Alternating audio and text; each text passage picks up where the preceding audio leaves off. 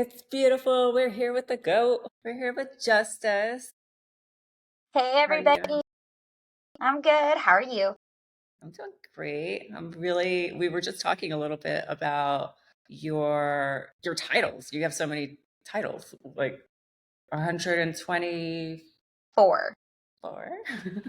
And it's a weird number. It's a weird number. It So we're needs to gonna be try to get, a rounded number. So maybe like one more.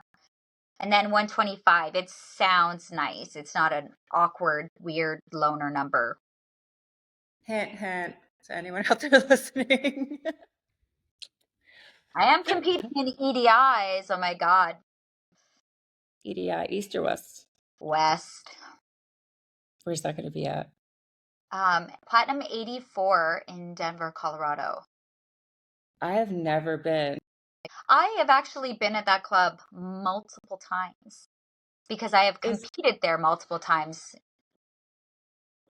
right when I exactly. I was gonna say I remember that club was it was a big deal right before. I think the year before I came around was when they were holding EDIs over there right before New Orleans, correct? Or was it around the time they had?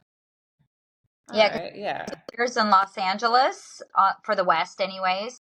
Um, and then and then they did 2 years with Platinum 84. Then they did 2 years. I can't even remember half the. I mean, we've done Baltimore. We've done a lot of Jerry's clubs, like Indianapolis. Hmm. That was that one. Yeah. And did you start competing for the titles in the US or Up until I think my last Canadian title would have been Miss Nude Canada, it's a 2015. big one? That's when it was big and it had like 24 contestants and it was a week long. So I had to beat out 23 other girls 2 times to win that. Is that at all connected to the US? So all of those titles, I had it was, I believe, my Facebook fan page, and it was Chris K that saw me competing at Miss New Canada because I had uploaded the videos, and he was like, "Oh my God, I gotta have you come compete." And I remember it was April 9th through 11th at Dames and Games in Van Nuys at the Serum Rhino. That was my Chris, hey. very first EDI they ever did. Shout out to Chris K. Hey, Chris. Babyface. So, but yeah, and then I met all the OGs, Gooch and Lacey Rain, Phoenix, my OG boo that came back. She left right before I stepped into the industry, I was and I so was so sad. happy to see her come around.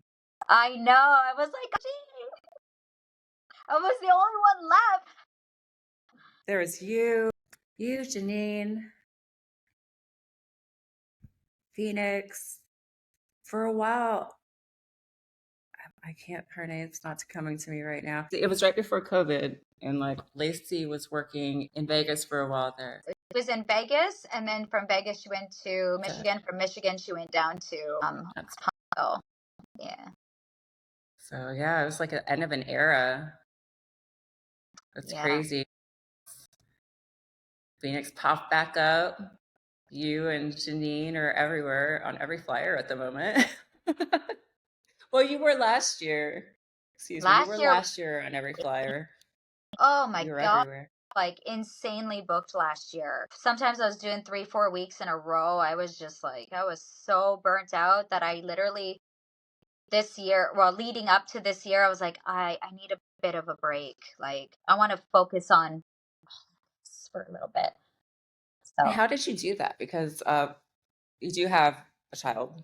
I don't want to, without saying too much. I contribute a lot of my success to my family. They are my biggest support. When they say it takes a village, it really does. Because I mean, when I'm on tour, my mom will babysit my son while I'm working. I mean, at one point I actually got stuck in the US for 8 weeks because of COVID. Yeah, and I think my son was, oh, I don't know, he was maybe a year old.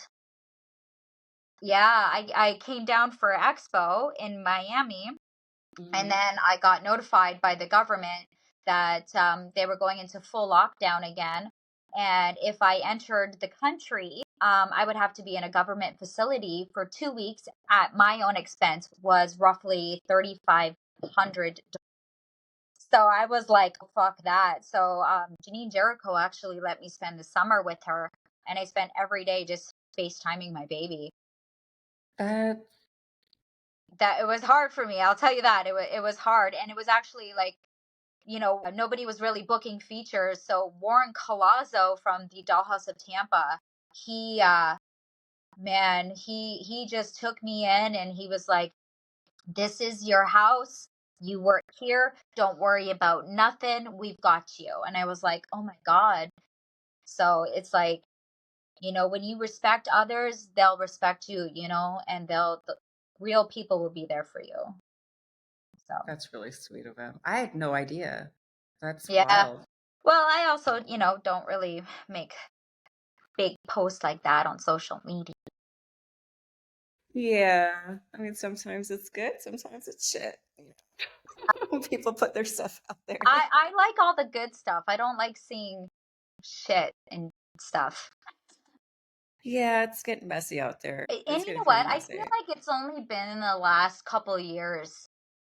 Like maybe I've just been dense to all that stuff because it's like, I pretty much have social media for fulfilling the contract obligations on my end.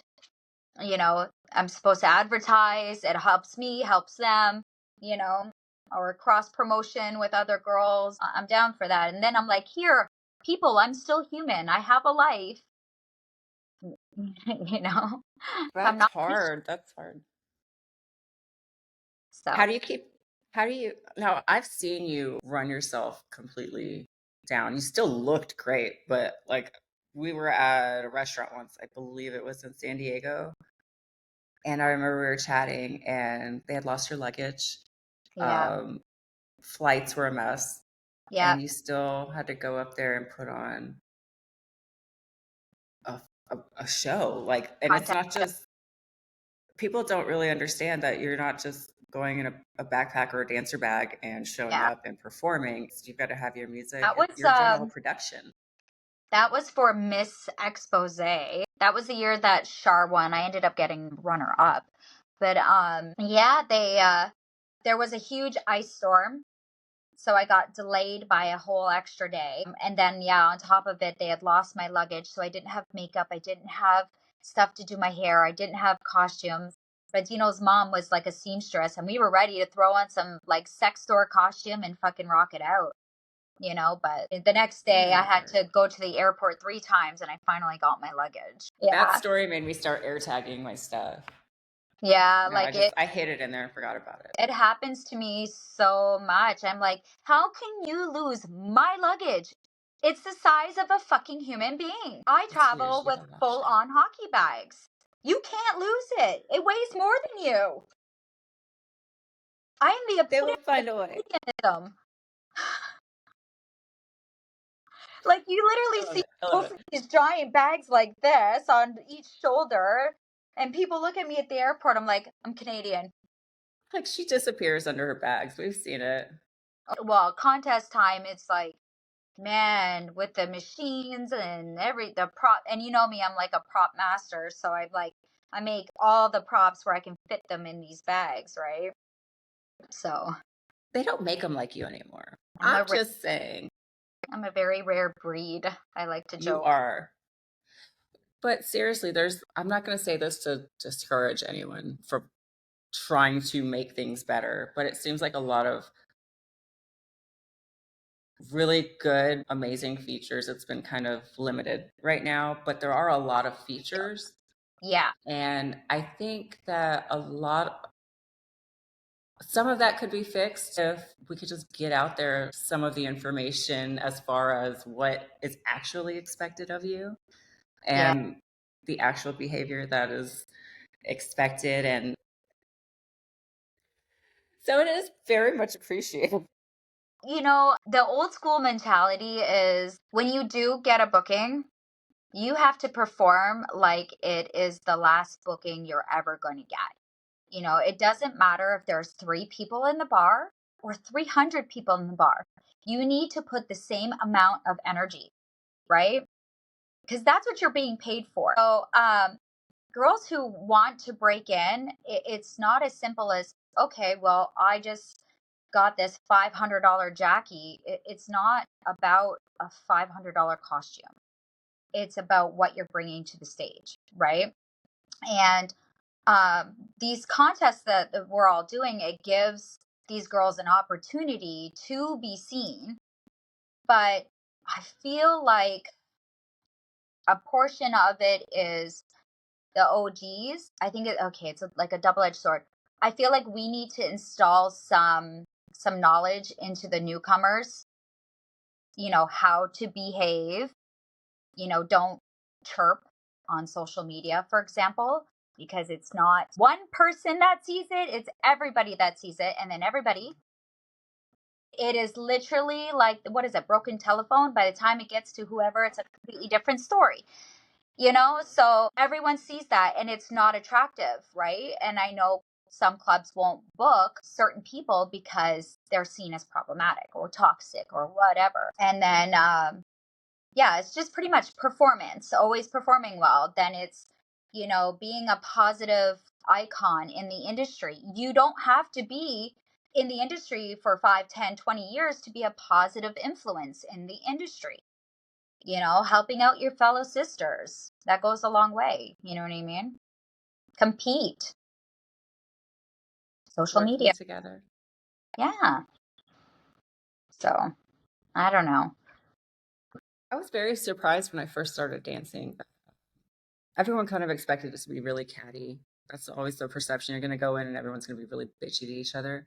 And I'll say my experience was at Michael's Men's Club because that was my home club for a long time. We didn't even lock our lockers. The girls were amazing, and oh, I'm not your type. Is she your type? She might be your type. Let me go get her. There's always some kind of working together so everybody can make money in that sense. Do you find the Canadian girls are what did you just I'm sorry. Um, so when I started, um, I had a feature take me under her wing. Her name was Seven. She was like, "This is how you get shit done." Right. And man, fuck that bitch. I love her. Like, she even paid for me out of her pocket to travel to go to our booking because it's different. We do a circuit in Canada, right? She paid for me to fly to Edmonton from Ontario, and naturally I paid her back. And then after we did a whole tour, she's like, "You've got this. Everyone loves you. Yada yada yada. Here are all my costumes." She's like, "I'm retiring." That's OG shit. So now, um, after she left, and I saw this new wave of girls come in, and I would say this was probably it would definitely be early thousands going into early 2010, 2012. Girls got nasty as fuck. Every time I competed, I guess I was a threat because I would have all of my shit sabotaged. Like, girls would do that shit all the time. They break your props. They would cut your bootlaces. They hid my costume once. And I would like to say it was because I was a bitch. And you know what? oh my gosh. Y'all made me bitchy. But it's just like, man. And then, after a while, it's just like I still kept slaying. Girls were still nasty. But those who actually took the time to get to know me know I'm a really nice person, unless you piss me off. But even now, man, these not all of them. There are a lot of great Canadian entertainers that are very sweet, but there are a select few who, again, love any opportunity to attack someone on social media. It's there's a few of them, and they Mm-hmm. don't even know the whole story, and they're just you know I mean, I have all these people blocked because I don't like that kind of negativity pulling in. But I mean, sometimes girls will send me a text message going, oh, look what this person said this time. And I'm like, just don't engage, don't engage in it. So they're Yeah. just, it's just become very, in Canada, it's very competitive for work. But people can't get it twisted up there. Girls get paid per show. Every single girl that is going on stage gets paid per show. So I don't know if you want to call them features. Clubs are not going out of their way to say, hey, so and so is here this week. She's our big attraction. It's not like that, because they'll have 6 to 8 girls on a lineup and each girl gets paid, right? Okay, I see. There's just a lot of rules that the girls have to follow when working, and they cannot be in a union, they cannot be employees. It's a completely different system up there that would not favor for us to be in a union. So What do you feel about the whole employee versus contractor? um, I love being a subcontractor because I'm my own boss. I make my own rules. I come and go as I please. If I don't want to work, I don't have to work. I have other things I got to deal with.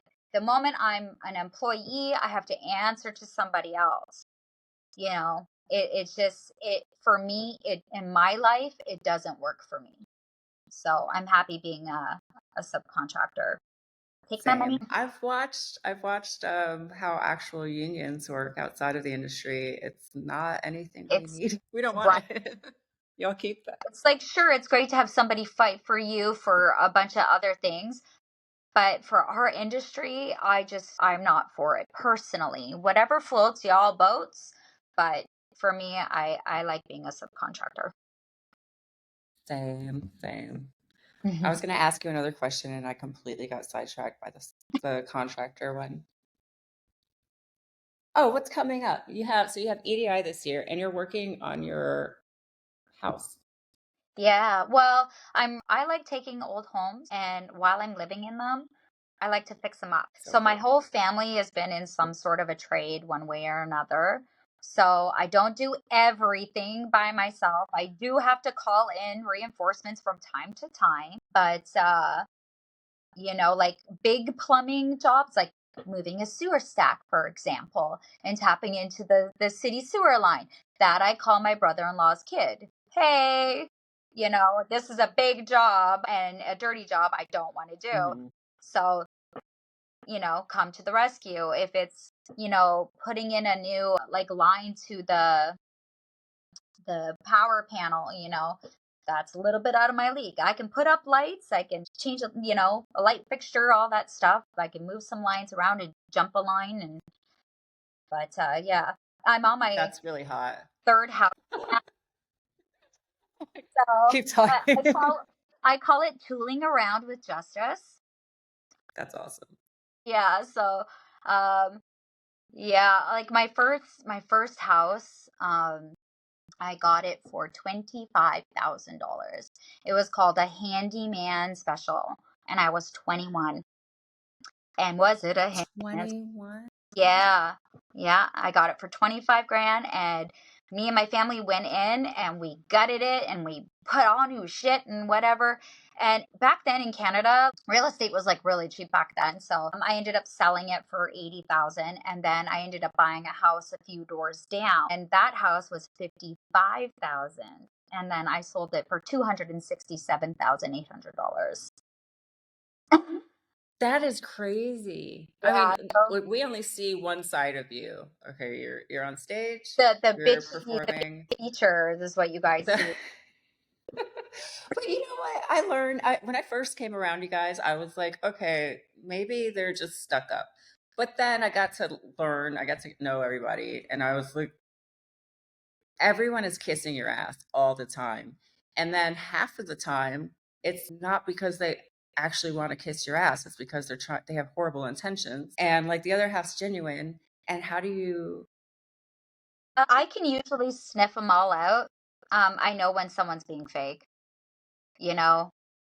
I know, but I'm nice to everybody. We all are in the industry together. We all gotta, do our thing. And I always find, you know, if someone is talking about somebody else, and it's not to like their friend, but it's some random person that they've known maybe like a month, or just a random conversation, that person is probably talking about you too, right? So it's a good That's a really judge of good point. character, right? So if I hear a lot of shit talking from somebody, that person's not somebody I want in my inner circle, right? They'll be on the outer, and then there's the next rung. And then you be able to gauge just how much. And then you could throw like little testers out there and say something specific. And you'll know because you've only told that one human, you know. And for me, I can count my ride or dies on one hand. And I literally, that method for me has worked where these girls have been my friends for well over a decade. You know, I get sick and I got in the hospital. You know, I've got Janine saying, hey, okay, I'm on a flight. I've got Angela, you know, sending flowers. Do you need me to come? Like, we're there for you. We'll help take care of the baby. We'll help take care of your mom, like, whatever you need.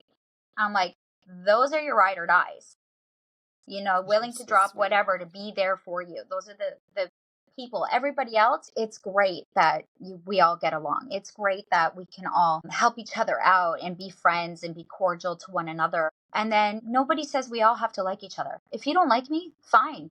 I'm not losing any sleep. But you know what? If you came to me and I know that you're a decent person and you're not fucking stabbing me in the back and talking shit, and you said, hey, Justice, can you help me out with something? Absolutely. Why not? You know? That's how you be a good person, people. That's how you do it. I will help anybody. I'll give you the shirt off my back. But if you burn me, then why? I'll just let you be.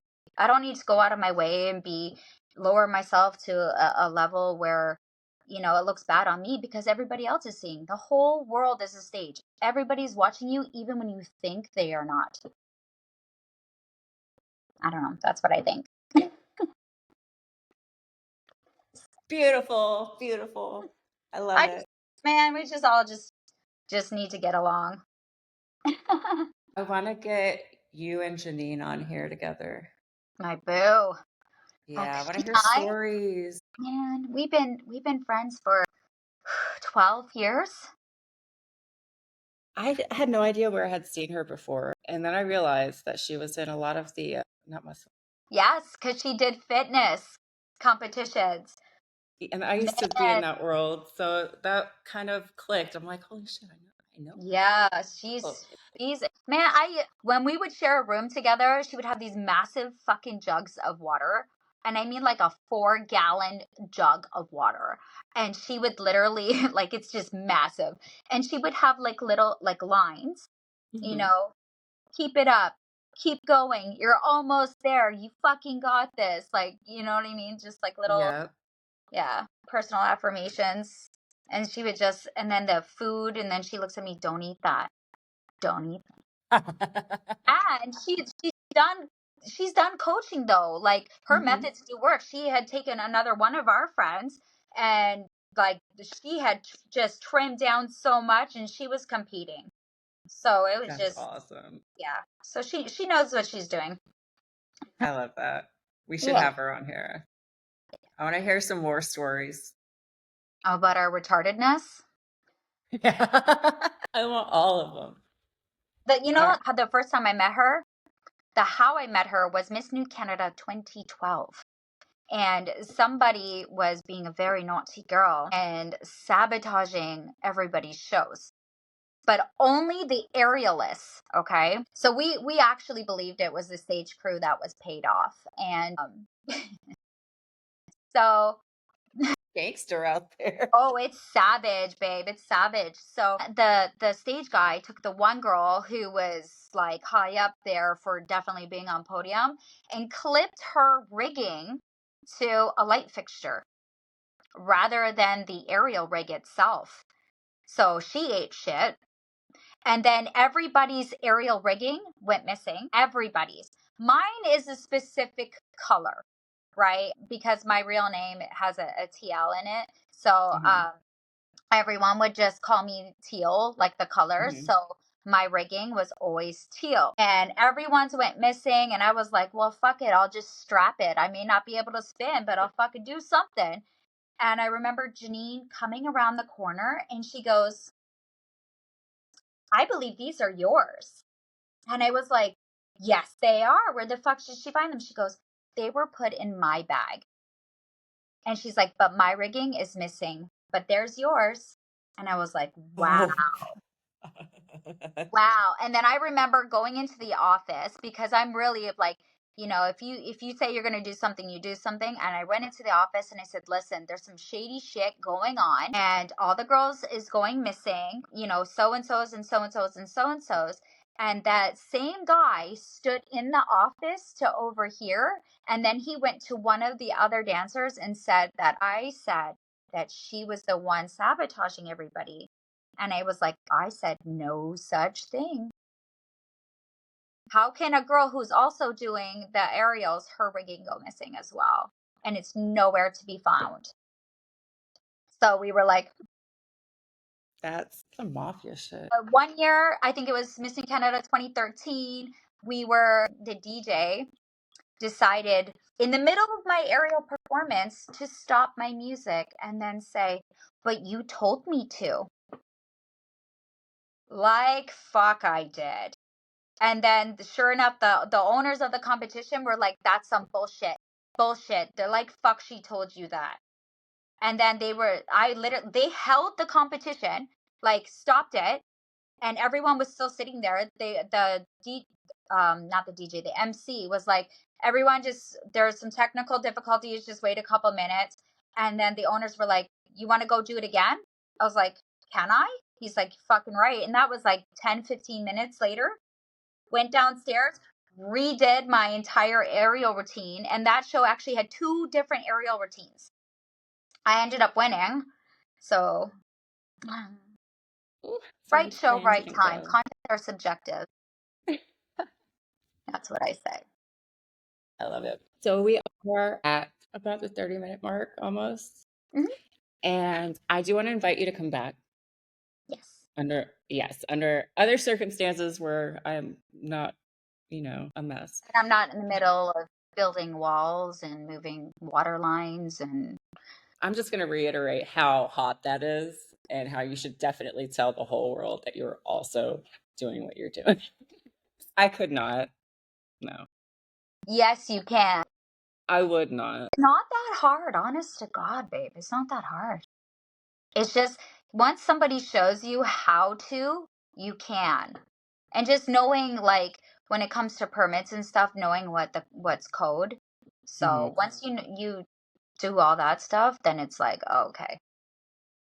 So you can do anything you Don't put give your me mind. ideas. Any person can do anything they put their mind to. You've always been so amazing to me every time I've been around you. Wow. Scooter trash. You've got your pony. I've got my scooter trash. Pony. Trashy. Love it. I'm going to give you a kiss and thank you. We'll Thank see you you. soon. Okay. Okay. Love you. All right. Love you.